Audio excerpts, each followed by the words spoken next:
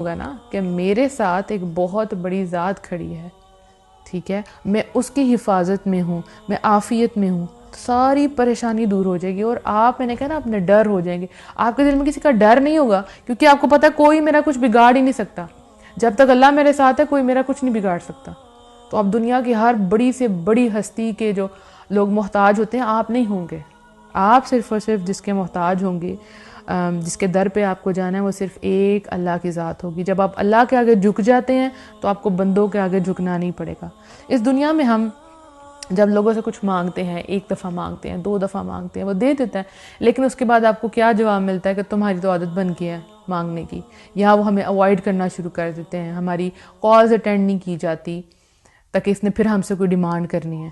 لیکن ہمارا جو رب ہے نا، وہ خوش ہوتا ہے کہ بندہ اسے مانگے.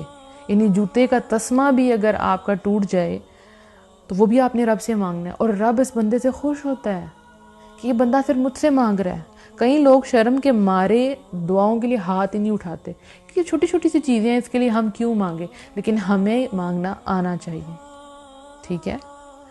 جب ہم بچے ہوتے ہیں نا تو ہمیں تبھی سے ہمیں یہ سکھایا جانا چاہیے. جب ہم چھوٹے تھے ہمیں نہیں سکھایا جاتا، لیکن ہمیں سکھایا جانا چاہیے کہ دعائیں مانگنی چاہیے.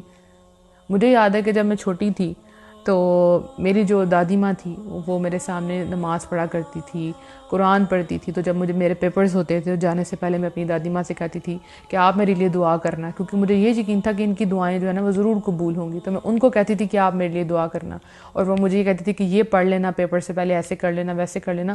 اور واقعی پیپر بہت اچھا ہو جاتا تھا. تو وہاں سے میں نے یہ سیکھا کہ ہاں اللہ سنتا ہے.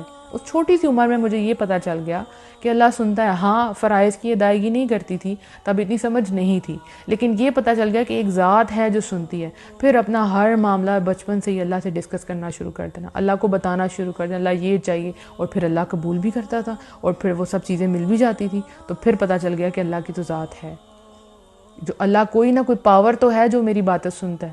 میں کسی کو نہیں بتا سکتی، لیکن چپکے سے رات کو اپنے رب سے باتیں کر لیا کرتی تھی، ٹھیک ہے. جب بھی دل کرتا تھا اللہ سے دعائیں مانگ لیا کرتی تھی، اور اللہ دعاؤں کا رسپونڈ کرتا تھا.